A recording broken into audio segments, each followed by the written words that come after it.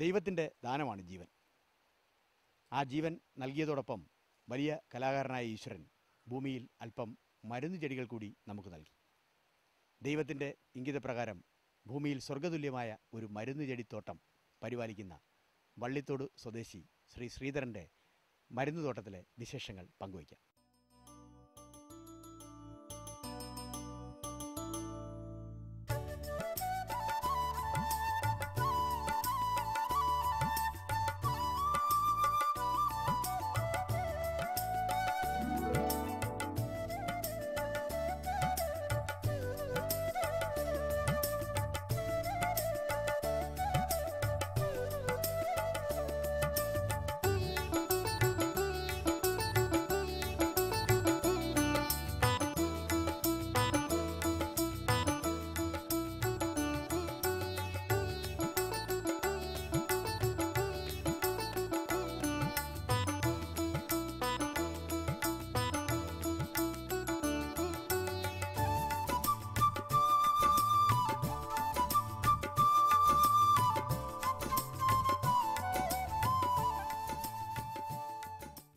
ശ്രീധരൻ ചേട്ടാ, ഇവിടെ എത്ര സെൻറ്റ് സ്ഥലത്താണ് ഈ തോട്ടം നിൽക്കുന്നത്?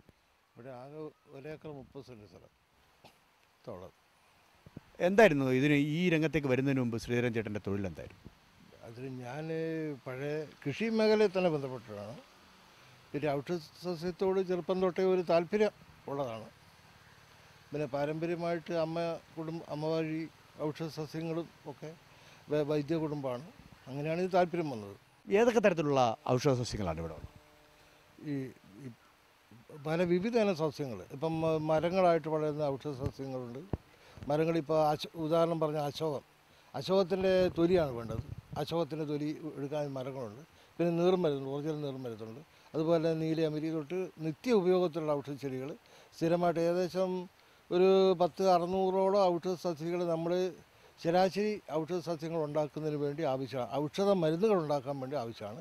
അതിൽപ്പെട്ട സസ്യങ്ങൾക്കാണ് പ്രാധാന്യം കൂടുതൽ. പിന്നെ അപൂർവങ്ങളായ സസ്യങ്ങളുണ്ട്, അതിലൊക്കെയാണ് പ്രാധാന്യം കൊടുത്തിട്ടുള്ളത്. പക്ഷേ ജനങ്ങൾക്ക് ഇതിനോട് വലിയ താല്പര്യമില്ല. അതാണ് യഥാർത്ഥത്തിൽ വേറൊരു വസ്തുത എന്താണെന്ന് വെച്ച് കഴിഞ്ഞാൽ ഒരുപാട് ഒരു 450ഓളം ഔഷധ സസ്യങ്ങൾ ഇന്ന് പലതരം മരുന്നുകൾ ഉണ്ടാക്കാൻ ആവശ്യമുണ്ട്. പക്ഷേ യഥാർത്ഥത്തിൽ ഇതൊന്നും നമ്മുടെ നാട്ടിൽ ലഭ്യമല്ല തികച്ചും. അതുകൊണ്ട് അതിനോട് സാമ്യമുള്ള പല ചെടികളും ഇതിനോട് ചേർത്ത് ഈ ചെടികൾക്ക് പകരമായിട്ട് ഉപയോഗിക്കുന്നു. അതാണ് ആയുർവേദത്തിൻ്റെ ഗുണനിലവാരം നഷ്ടപ്പെട്ടുകൊണ്ടിരിക്കും കാരണം. വെള്ളം ശ്വാസത്തിൻ്റെ തെറ്റല്ല. ഇപ്പോൾ ഈ ധാരാളം മരുന്ന് കമ്പനികളുണ്ട്, അവർ പലരും ഈ രംഗത്തേക്ക് വരുന്നുണ്ട്. പ്രത്യേകിച്ചും കേരളത്തിൽ തന്നെ പ്രവർത്തിക്കുന്ന നിരവധി ഔഷധ നിർമ്മാണ കമ്പനികളുണ്ട്. അവർക്ക് വേണ്ടി ഇത്തരം മരുന്ന് ചെടികൾ സപ്ലൈ ചെയ്യാൻ കഴിയും? അവർക്ക് ചെയ്യുന്നതല്ല, അവർക്ക് യഥാർത്ഥത്തിൽ ലാഭിച്ചതോടുകൂടിയാണ് ഇതുള്ളത്. ഞാൻ ഉദാഹരണം പറഞ്ഞാൽ ഈ ഒരു നീലയമരി ഇപ്പം തികച്ചും എല്ലാ സ്ത്രീകളുടെ ആഗ്രഹമാണ്, ഇപ്പോൾ എല്ലാ മനുഷ്യരുടെ ആഗ്രഹമാണ് ഒരുപാട് മുടി വളരണമെന്നുള്ളത്. അത് നിങ്ങൾക്കറിയാം, ചെറിയ നിസ്സാരം ഒരു 100 മില്ലി എണ്ണ ഉണ്ടാക്കാൻ 30 രൂപ മുടക്കുള്ള എണ്ണയ്ക്കാണ് 300 രൂപയ്ക്ക് വിൽക്കുന്നത്. ജനങ്ങൾ അതിൻ്റെ പുറത്ത് പോകണം സൗന്ദര്യവർദ്ധനവിന് വേണ്ടി. യഥാർത്ഥ ഈ സത്യത്തെ തിരിച്ചറിയാനുള്ള ഇതില്ല, അതിനുള്ള പ്രചരണം കൊടുക്കുന്നില്ല. അതുപോലെ അതിന് വേണ്ടതെന്ന് വെച്ച് കഴിഞ്ഞാൽ യഥാർത്ഥത്തിൽ അതിൽ ഉപയോഗിക്കുന്ന നീലയമരി എന്ന ഈ പിന്നെ ഇൻഡിക ഫെറ ടിങ്ടോറിയ എന്നതിൻ്റെ ശാസ്ത്രനാമത്തിൽ അറിയപ്പെടുന്ന നീലയമരി ഒന്നേ ഉള്ളൂ ശരിക്കുള്ളത്. അതിൻ്റെ എണ്ണ കൊണ്ടാക്കുന്ന വയലറ്റ് കളറുള്ള എണ്ണയുണ്ട്. ഒരു ചുവപ്പ് രാശി കലർന്ന ഈ വയലറ്റ് കളറാണ് ആ എണ്ണയ്ക്ക് കിട്ടുന്നത്. പക്ഷേ യഥാർത്ഥത്തിൽ അതൊന്നും ഉപയോഗിച്ചിട്ടല്ല നീലബൃങ്ങാതി എണ്ണ ഉണ്ടാക്കുന്നത്. അതിന് സാമ്യമുള്ള മറ്റ് പല ചെടികളും. ധാരാളം ഒരു തുളസിയുടെ ഒരു വലിയൊരു തോട്ടം തന്നെ ഇവിടെ ഉള്ളത്. ഏതൊക്കെ തരം തുളസികളാണ്? എൻ്റെ അടുത്ത് ഇപ്പോൾ ഒരു 7 എണ്ണം തുളസിയുണ്ട്. 12 എണ്ണം തുളസിയുണ്ടെന്നാണ് അറിവ്. പക്ഷേ ഇപ്പോൾ എൻ്റെ അടുത്ത് 7 എണ്ണം ഉണ്ട്. 7 എണ്ണം തുളസിയുണ്ട്. അതിൽ എല്ലാ ഔഷധമുള്ളത് തന്നെയാണ്. പിന്നെ ഈ ഭൂമിയിലുള്ള എല്ലാ ചെടികളും ഔഷധ വീരുണ്ട്. അതത് സ്ഥലത്തുള്ള എല്ലാ ഔഷധ വീരുണ്ട്. ഒന്നിനോട് മോശമൊന്നും പറയത്തില്ല. ശ്രീധരൻ ചേട്ടൻ്റെ തോട്ടത്തിൽ ധാരാളം സന്ദർശകർ ഓരോ ദിവസവും വരാറുണ്ട്. കൂടുതൽ ആൾക്കാർ വരുന്ന ഏത് തരം ഔഷധം അല്ലെങ്കിൽ ഏത് തരം ചെടി ആവശ്യപ്പെട്ടാണ്? അത് കൂടുതലും സൗന്ദര്യവർദ്ധന വസ്തുക്കൾക്കാണ് പ്രാധാന്യം കൂടുതൽ. ഇപ്പം ഞാൻ നേരത്തെ സൂചിപ്പിച്ച നീലയമരി, അതുപോലെ എണ്ണ കാച്ചുള്ള കറ്റാർ വാഴ, അതുപോലെ അതുമായിട്ട് ബന്ധപ്പെട്ട പല ചെടികൾക്കുമാണ് താല്പര്യം കൂടുതൽ. ഈ സൗന്ദര്യവർദ്ധനവിനാണ് പ്രാധാന്യം കൂടുതൽ. വനിതകളാണ് ഏറ്റവും കൂടുതൽ വരുന്നത്. അവർക്ക് ഇത്തരം സസ്യങ്ങളോട് പ്രത്യേക സ്നേഹവും താല്പര്യമുണ്ട്. പിന്നെ തുളസിക്കൊക്കെ ആവശ്യപ്പെടുന്നുണ്ട്. സത്യത്തിൽ തുളസിയല്ല ഒരുപാട് നാട്ടിൽ നിന്നൊക്കെ വംശനാശം സംഭവിച്ചുകൊണ്ടിരിക്കുന്ന അവസ്ഥയാണ്. അത് ഇപ്പോൾ ഒരു താല്പര്യമുണ്ട്. പിന്നെ അതുപോലെ തന്നെ എല്ലാ ചെടികൾക്കും, പിന്നെ പൂക്കളുടെ താല്പര്യമുള്ളവരുണ്ട്, പൂക്കളുമായിട്ട് ബന്ധപ്പെടുന്ന. ഇത് കൃഷി ചെയ്യാൻ താല്പര്യമുള്ള ഇങ്ങനൊരു ഔഷധത്തോട്ടം വീട്ടിൽ നിർമ്മിക്കാൻ താല്പര്യമുള്ള ആളുകൾ വരുന്നുണ്ടോ?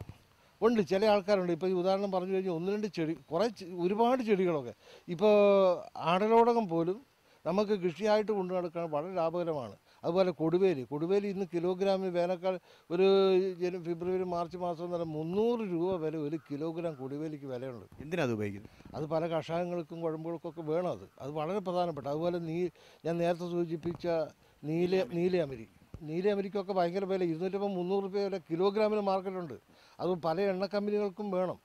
പക്ഷെ അതൊന്നും ജനങ്ങൾ കൃഷി ചെയ്യുന്നില്ല, അത് വേറെ സത്യം. പിന്നെ എണ്ണ കമ്പനികൾക്ക് എവിടെ നിന്നാണ് ഇത് കിട്ടുന്നത്? അതാണ് ഉള്ളത്. ജനങ്ങൾക്കിപ്പോൾ അത് ജനങ്ങളിപ്പോൾ ഒന്നോ രണ്ടോ സ്വന്തം ആവശ്യങ്ങൾക്ക് അത് കൂടുതൽ വ്യാപകമായിട്ട് അത് കൃഷി ചെയ്യാൻ താല്പര്യപ്പെടുന്ന ആളുകൾക്ക് വളരെ ലാഭകരമാണ്. പിന്നെ നമുക്ക് ഈ അടപതി എന്ന് പറഞ്ഞൊരു സാധനമുണ്ട്. അതിലെ കിഴങ്ങ്, പച്ചക്കിഴങ്ങ് ഒരു കിലോഗ്രാം വരെ അത് ഭയങ്കര വിലയുള്ള സാധനമാണ്. അതുപോലെ കറ്റാർവാഴയ്ക്ക് ആവശ്യക്കാരുണ്ട്. കറ്റാർവാഴ ക്യാൻസർ രോഗത്തിന് അത് മരുന്നായിട്ട് ഉപയോഗിക്കാമെന്ന് അറിയുന്നതിൻ്റെ പേരിൽ വളരെയധികം ആവശ്യക്കാരുണ്ടാണ്. യഥാർത്ഥത്തിൽ അത് കൃഷിക്കാൻ താല്പര്യപ്പെട്ട് വരുന്ന ആൾക്കാരുണ്ട്, അപൂർവമേ ഉള്ളൂ. പക്ഷേ എല്ലാ വീട്ടിലും ഒരു കറ്റാർവാഴ ഉണ്ടെങ്കിൽ അത് വിഷത്തിൻ്റെ ആയിട്ടും ഈ പ്രമേഹത്തിന് വരെ പറ്റും. ക്യാൻസറിന് ഇപ്പോൾ ഒരു മരുന്നാണെന്ന് പറയുന്നത്, അതിൽ ഗവേഷണം നടന്നുകൊണ്ടിരിക്കുന്നു. അത് ഒക്കെ കണ്ടുപിടിക്കുന്ന ഒരു വിശ്വാസമുണ്ട്. അത് മാത്രം ചിലരൊക്കെ ക്യാൻസറിന് വേണ്ടി ഇത് ഉപയോഗിക്കുന്നുണ്ട്. അതുപോലെ തന്നെ ഈ ചില നഴ്സറികൾ ഈ ഉദാഹരണമായിട്ട് സർപ്പങ്ങളെ അകറ്റി നിർത്തും എന്ന് പറഞ്ഞ അണലിവേഗം പോലുള്ള തൈകൾ വിൽക്കുന്നു. അതോടൊപ്പം നാഗലിംഗ മരം അതൊക്കെ വിൽക്കുന്നുണ്ട്. അതൊക്കെ ഇവിടെ ഉണ്ടോ? നാഗലിംഗമുണ്ട്, നാഗലിംഗ മരമുണ്ട്, നാഗപ്പൂവിൻ്റെ മരമുണ്ട്. പക്ഷേ ഈ നാഗപ്പൂവിന് വേറെ പ്രത്യേകത എന്ന് വെച്ചാൽ, നാഗപ്പൂവ് അത് ആ പൂക്കൾ ഇപ്പോൾ പല മരുന്നുകൾക്ക് ഈ നാഗപ്പൂ വേണം. പക്ഷേ മരുന്നുകൾക്ക് നാഗപ്പൂ വേണമെങ്കിൽ യഥാർത്ഥ നാഗപ്പൂവ് ഒന്നും ഇവിടെ മാർക്കറ്റിൽ കിട്ടുന്നില്ല. അതൊക്കെ ഒരു തട്ടിപ്പാണത്. കാരണം വെച്ച് കഴിഞ്ഞാൽ നാഗപ്പൂവ് വളരെ ആകർഷകത്തുള്ളൊരു പൂക്കളാണ്. അത് പാമ്പിനെ ആകർഷിക്കുന്നൊക്കെയാണ് പറയുന്നത്. പക്ഷേ അതിൻ്റെ പൂക്കൾ ഒരു മത്ത് രസം പിടിച്ച് പാമ്പുകൾ മയങ്ങിക്കിടക്കും എന്നൊക്കെ പറയുന്നുണ്ട്. അത് പരീക്ഷണത്തിന് പാമ്പുമായിട്ടുള്ള കേസായതുകൊണ്ട് പരീക്ഷണത്തിന് നിൽക്കാൻ പറ്റില്ല. ഈ ഔഷധ സസ്യങ്ങൾ നമ്മൾ പരിപാലിക്കുമ്പോൾ എന്തെങ്കിലും പ്രത്യേകതകളുണ്ടോ? അതിനെന്തെങ്കിലും പ്രത്യേക രീതിയിലുള്ള സംരക്ഷണം ആവശ്യം? ഈ ഔഷധ സസ്യങ്ങൾ യഥാർത്ഥത്തിൽ കാടുമായിട്ട് ബന്ധപ്പെട്ട കേസല്ലേ. അപ്പോൾ അതിൻ്റെ ആ രൂപത്തിൽ ചിലതിന് നമ്മൾ കൂടുതൽ സംരക്ഷിക്കാൻ പോയാൽ ചിലപ്പോൾ ഒന്നും ബാക്കി വരില്ല. അങ്ങനെ ചില പ്രശ്നങ്ങളുണ്ട് അതിൽ. ഇപ്പോൾ അതിന് ശരിക്കും വന്യമായിട്ട് കിട്ടുന്നതാണ് ഔഷധച്ചെടികൾ. ആ വന്യമായിട്ടുള്ള ഒരു പരിസ്ഥിതി ചിലതിനൊക്കെ നമ്മൾ സൃഷ്ടിക്കപ്പെടണം. അത് ഞാനങ്ങനെ ആക്കിയിട്ടുണ്ട്. ഒരു വന്യമായിട്ടുള്ള ഒരു അന്തരീക്ഷം ഉണ്ടാക്കാൻ കഴിഞ്ഞിട്ടുണ്ടല്ലേ? ഇവിടെ ഒന്ന് നോക്കുമ്പോൾ തന്നെ അത് വ്യക്തമാകുന്നുണ്ട്, ഒരു വനസദൃശ്യമായ അന്തരീക്ഷം. അതുപോലെ തന്നെ ഇവിടെ ഈ പ്രോട്രയിൽ ചില കുഞ്ഞു തൈകൾ പരിപാലിക്കുന്നതായിട്ടുണ്ട്. എങ്ങനെ ഈ പ്രോട്രയിൽ ഈ തൈകൾ മുളപ്പിക്കുന്നത് ഈ ചകിരിച്ചോറിനകത്ത് ചൂടാമൂണപ്പത്ത് ഇങ്ങനെയുള്ള ചില കുമിളായിട്ട് പ്രതിരോധിക്കുന്ന സാധനം കൂടെ എടുത്ത് അത് സംസ്കരിച്ച് അതിന് ശേഷം ഇതിലാക്കും. അതിലെന്താ ഗുണമെന്ന് വെച്ച് കഴിഞ്ഞാൽ, നമുക്കിപ്പോൾ ഒരു 100 വിത്തുണ്ടെങ്കിൽ 100 സൈസ് പാകി അത് പിന്നെ മുളപ്പിച്ച് ചെയ്യാൻ പറ്റും. അപ്പോൾ 2 ഘട്ടങ്ങളായിട്ട് വളരെയധികം ഈ ശാസ്ത്രീയമായിട്ട് മാത്രം നന്നായിട്ടത് ഇതാകും. അതുപോലെ തന്നെ ഈ മരുന്ന് ചെടികൾക്ക് പ്രത്യേകിച്ച് എന്തെങ്കിലും ഒരു വളം ആവശ്യമുണ്ട്, പ്രത്യേക തരം വളം ആവശ്യം? എൻ്റെ അനുഭവത്തിൽ ഇതിനൊരു വളവും ചെയ്യാൻ പാടില്ല. എന്താ അങ്ങനെ പറയാൻ കഴിയും? വളം വെച്ചാൽ ഇത് ഞാൻ നേരത്തെ പറഞ്ഞില്ലേ, ഇതൊക്കെ ദൈവികമായിട്ട് കിട്ടിയതാണ്. ഇതൊക്കെ നമ്മളത് കൃത്രിമൊന്നും നടത്തരുത്. കൃത്രിമമൊക്കെ നടത്തിയാൽ ചിലപ്പോൾ അത് പോവും. അതിന് പ്രകൃതിദത്തമായിട്ട് ചില കാര്യങ്ങൾ പറ്റും. ചില ചവറൊക്കെ കൊത്തിയിടുക, അതിൻ്റെ ചുവട്ടിൽ ഇച്ചിരി തണുപ്പ്. എല്ലാത്തിനും തണുപ്പ് പറ്റില്ല, ചിലത് തണുപ്പ് വേണ്ടത്. ചിലതൊക്കെ വന്യമായിട്ട് ശരിക്കും ചെടി ഈ വലിയ മരത്തിൻ്റെ അടിയിലേ വളരുള്ളൂ.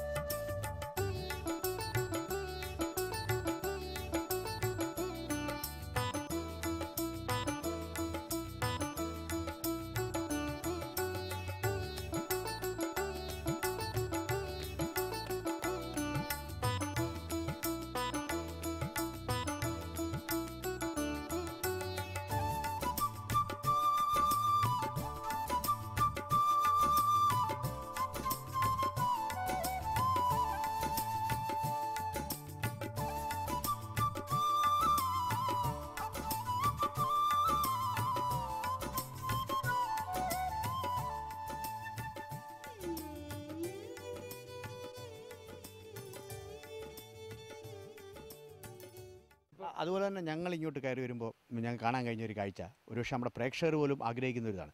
ഈ ആയുർവേദ സസ്യങ്ങൾ അല്ലെങ്കിൽ മരുന്ന് ചെടികളെ പരിപാലിക്കുന്ന അതേ കൈ കൊണ്ട് തന്നെ ശ്രീധരൻ ചേട്ടൻ ഒരു നല്ല ഒരു കൊച്ചു പച്ചക്കറി തോട്ടം ഏതാണ്ട് 1-2 സെൻറ്റിൽ വരുന്ന ഒരു പച്ചക്കറി തോട്ടം ഇങ്ങനെ ഒരു പരീക്ഷണാടിസ്ഥാനത്തിൽ വികസിപ്പിച്ച് വരുന്നത് കാണുന്നു.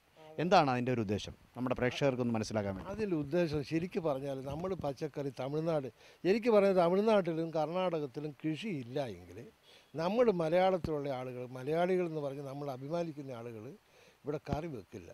അതവസ്ഥയുണ്ട്. പക്ഷേ മലയാളി വിദേശത്തുള്ള പൈസയൊക്കെ എടുത്ത് നല്ല സമ്പത്ത് ഉണ്ടാക്കുക എന്നല്ലാതെ ഒരു പച്ചക്കറി സ്വന്തം നിലയ്ക്ക് ഉൽപ്പാദിപ്പിക്കാൻ വേണ്ടി ഒരു മനസ്സ് കാണിക്കുന്നില്ല. അതാണ് ഇതിൻ്റെ വാസ്തവം. നമ്മൾ ഇത് കേൾക്കുന്ന ആൾ ഒന്ന് ചിന്തിക്കണമെന്ന് വെച്ച് കഴിഞ്ഞാൽ ഒരു 5 മൂട് മുളക്, ഇപ്പോൾ ഏറ്റവും കൂടുതൽ തമിഴ്നാട് നിന്നൊക്കെ ഇവിടെ മാധ്യമങ്ങളിലും ദൃശ്യമാധ്യമങ്ങളിലും എല്ലാം ഇതിലൊക്കെ പറയുന്നുണ്ട്. കറിവേപ്പില അതുപോലെ മുരിങ്ങ, ഈ മുളകിനൊക്കെ ഏറ്റവും കൂടുതൽ കീടനാശിനികൾ ഉപയോഗിക്കുന്നത്. നമ്മളത് വാങ്ങാതിരിക്കണം. അതിനേറ്റവും ഒരു 5 മൂട് എന്ന് വെച്ച് കഴിഞ്ഞാൽ ഈ തൈകൾ വെച്ചിട്ട് ഒരു പാക്കറ്റിൽ ഇപ്പോൾ ഈ ഫ്ലാറ്റ് താമസിക്കുന്ന ആളുകൾക്ക് പോലും ഒരു ചെറിയ സ്ഥലം ഉണ്ടെങ്കിൽ കുറച്ച് പച്ചമുളകും അതുപോലെ വെണ്ട, വഴുതന, ഇങ്ങനെ ചീര, ഇതൊക്കെ ചെറിയ ചട്ടിക്കകത്തോ അല്ലെങ്കിൽ ചെറിയ പ്ലോട്ടിലൊക്കെ വെച്ച് അത് സ്വന്തം ആവശ്യത്തിന് വേണ്ടി ഉപയോഗിക്കാൻ പറ്റും എന്നുള്ള കാര്യം സംശയിക്കേണ്ട. അതിന് ഞാനൊരു പരീക്ഷണം നടത്തിയിട്ട് കാണിക്കാൻ വേണ്ടി വെക്കുന്നതാണ്. അതാണ് നിങ്ങൾ വരുമ്പോൾ ഞാൻ ഈ പച്ചക്കറിയുടെ പണിയെടുത്തുകൊണ്ടിരിക്കുന്നത്. അതൊന്ന് കുറച്ച് ഒരു 5 സെൻറ്റ് സ്ഥലത്ത് എത്ര പച്ചക്കറി, 5 സെൻറ്റ് സ്ഥലത്ത് ഉള്ള വീടും പരിസരത്ത് 1 സെൻറ്റ് 1/2 സെൻറ്റ് ഉപയോഗിച്ചാൽ പോലും നമുക്ക് ആവശ്യമുള്ള പച്ചക്കറി. ഇതിൽ നിന്നൊക്കെ ഒരു ലാഭം, ഇതിൻ്റെ ഒരു ലാഭം എങ്ങനെ? ഇപ്പോൾ ഉദാഹരണമായിട്ട് പച്ചക്കറി ഒരു മാതൃകയായിട്ട് ചെയ്തിരിക്കുന്നു. ഈ ആയുർവേദ സസ്യങ്ങൾ അല്ലെങ്കിൽ ഔഷധ മരുന്ന് ചെടികൾ, ഇതിൻ്റെ ഒരു ലാഭം എങ്ങനെയാണ്? ഉണ്ടോ? ഇതിനകത്ത് അങ്ങനെ ഈ ലാഭത്തിനുള്ള ബിസിനസ് ഒന്നും അല്ല സാറേ. ഇതിപ്പോൾ യഥാർത്ഥത്തിൽ ഈ ഔഷധച്ചെടി കൊണ്ടുള്ള ലാഭമൊന്നുമില്ല. പിന്നെ അതിനോട് താല്പര്യം. പിന്നെ അത് കൂടാതെ ഗവൺമെൻറ് അംഗീകൃത നഴ്സറി ഉണ്ട് എനിക്ക്. അതിനകത്ത് ഈ പല വൃക്ഷങ്ങളൊക്കെ മറ്റ് ബഡ് തൈകൾ, ഗ്രാഫ്റ്റ് തൈകളൊക്കെ വിവിധ തരത്തിലുള്ള ചെടികൾ കൊടുക്കുന്നുണ്ട്. അതിന് നാട്ടുകാർ വാങ്ങുന്നുണ്ട്. അതിനകത്തൊക്കെ ലാഭമുണ്ട്.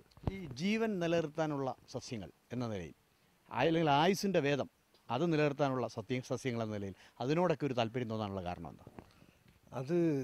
അതങ്ങനെ തോന്നി. ഒരു പക്ഷേ പാരമ്പര്യമായിട്ട് കിട്ടിയ ചില അറിവിൻ്റെ പുറത്തായിരിക്കും എന്ന് വിശ്വസിക്കുന്നു ഞാൻ. പിന്നെ അതൊരു എനിക്കൊരു സോഫ്റ്റ് കോർണർ മൈൻഡുള്ള ആളാണ്. ഇപ്പോൾ അങ്ങനെ നോക്കിയാൽ വളരെ വ്യത്യസ്തമായ ഏത് ഇനത്തിലുള്ള സസ്യങ്ങളാണ് ഉള്ളത്? വളരെ ഒരു പേരെടുത്ത് പറയാനാണെങ്കിൽ 2-3 അങ്ങനെ പറയാം. ഇപ്പോൾ അതിൽ പറയാം ആരോഗ്യ പച്ച ഉൾപ്പെടെയുള്ള, പിന്നെ കറ്റാർവാഴ, ചുവന്ന കറ്റാർവാഴ, 3 ഇനം കറ്റാർവാഴയുണ്ട്. ചുവന്ന കറ്റാർവാഴ അതിങ്ങനെ ഒരു പ്രചരണ രംഗത്തേക്ക് ഇങ്ങനെ വരുന്നു. ചുവന്ന കറ്റാർവാഴ എന്ന് വെച്ചാൽ കാഴ്ചയ്ക്ക് പച്ചയാണ് എങ്കിൽ പോലും അതിൻ്റെ അകത്തുള്ള നീര് ചുവപ്പ് കളറാണ്. ഇത് ക്യാൻസർ രോഗത്തിന് ഏറ്റവും നല്ലതാണ്, സൗന്ദര്യവർദ്ധന വസ്തുവാക്കുമെന്ന് പറയുന്നുണ്ട്. നോക്കാം അതിങ്ങനെ. പിന്നെ അതുപോലെ തന്നെ ആരോഗ്യപ്പച്ച, ഈ ഗരുഡപ്പച്ച, ഇങ്ങനെ പലതുണ്ട്. എന്തായാലും വളരെയധികം നന്ദിയുണ്ട് ഞങ്ങളോടൊപ്പം ഈ അനുഭവം പങ്കിട്ടതിൽ. നമുക്ക് ഒപ്പം നടന്ന് ഈ സസ്യത്തിൻ്റെ തോട്ടം ഒന്ന് കാണാം. വരൂ.